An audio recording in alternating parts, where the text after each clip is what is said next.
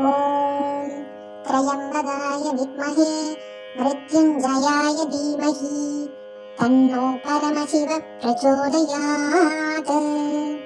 இந்த காயத்ரி மந்திரத்தை சொல்லி வழிபட வேண்டும். ஆருத்ரா தரிசன நாளன்று பகல் பொழுதிற்குள் களி 21 வகையான காய்கறிகளால் செய்த உணவுகள் சமைத்து இலை போட்டு சிவபெருமானுக்கு படைத்து விட வேண்டும்.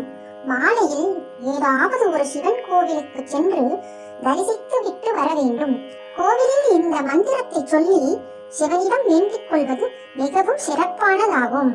இந்த மந்திரத்தை தொடர்ந்து சொல்லுவதால் உங்கள் வேண்டுதல்கள் நிறைவேறும்.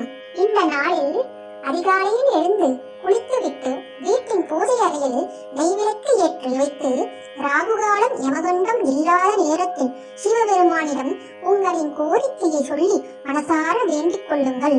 வேலை திருமணம் ஆகாதவர்களுக்கு திருமணம் ஆகும். தொழிலில் முன்னேற்றம், பிரச்சனைகள் தீர வேண்டும், கடன் தீர வேண்டும், நோய் தீர வேண்டும் என எந்த கோரிக்கையாக இருந்தாலும் குறைகள் எதுவாக இருந்தாலும் தீரும்.